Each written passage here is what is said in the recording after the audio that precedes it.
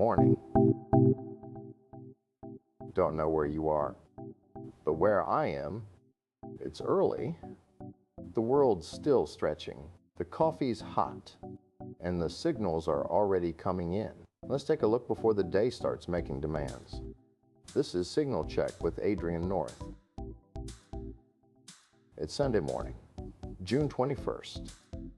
The feeds are quieter today, but the signals, they never really stop, do they? Microsoft just tied a pretty sophisticated supply chain attack back to North Korea. The group's called Sapphire Sleet, some folks know them as Bluneroff, and they went after Master AI's infrastructure, compromised more than 140 NPM packages. That's a lot of surface area. The thing about supply chain attacks is they're efficient. You don't break into 100 companies. You break into one thing they all use. And in PM, that's JavaScript's package manager. Developers pull from it constantly. So if you poison that well, you're downstream of everybody. North Korean groups have been doing this for years, often for revenue, sometimes for espionage. This one looks like both. Here's one for the iPhone security researchers.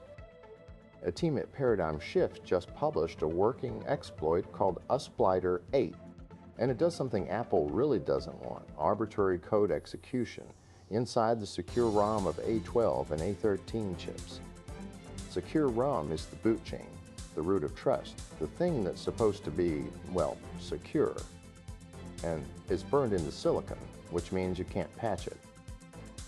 So if this exploit works, it works forever on those chips. Now, to be clear, this requires physical access and a very specific setup. It's not a remote thing. But for jailbreakers, researchers, and forensics teams, this is a skeleton key.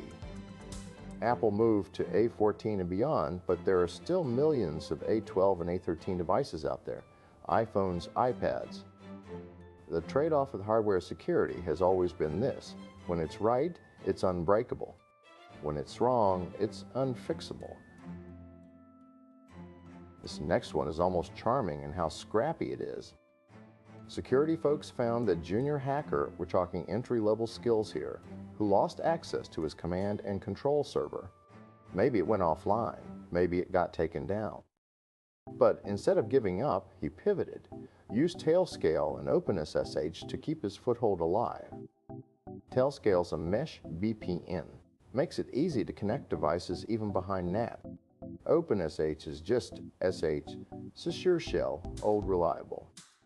So this kid stitched together a backup access method using free, legitimate tools. And it worked.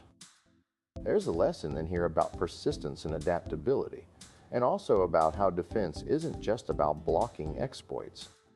It's about watching for behavior, because tools like Tailscale and SSH, they're not malicious, they're neutral.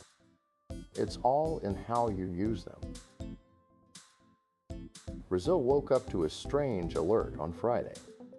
Millions of people got an unauthorized emergency message on their phone. No one knows exactly what it said yet, but it wasn't supposed to be sent. Authorities are calling it a hack. Someone accessed the national alert system and pushed a message to cell towers across the country. Emergency broadcast systems are supposed to be locked down. They're for disasters, public safety, existential stuff. But when they're compromised, you've got a megaphone to an entire population. Could be chaos, could be misinformation, could be a test run. Brazil's investigating, but the bigger question is how many other countries have alert systems with similar vulnerabilities? Because this kind of access is not just about one message. It's about trust in the infrastructure itself. Totally different vibe here. Researchers just analyzed 50,000 runners and 76 studies to figure out how to race the New York City Marathon smarter. And yeah, I know, not a security story. But there's something interesting in the data.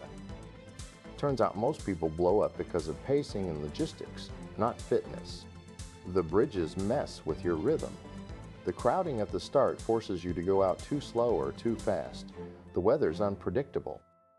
And your brain lies to you about how much you have left. The lesson?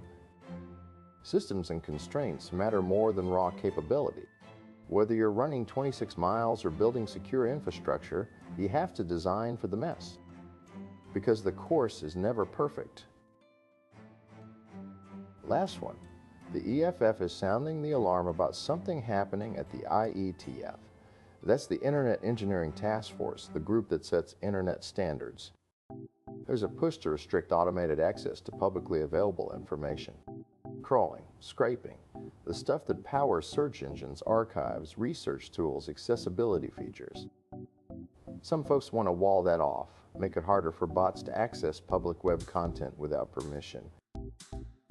And look, there are legitimate concerns.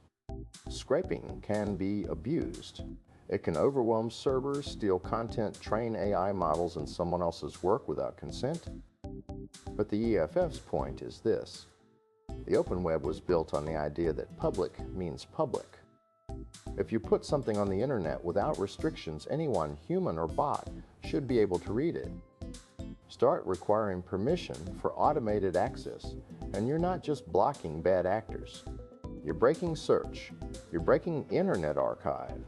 You're breaking tools that make the web usable for people with disabilities.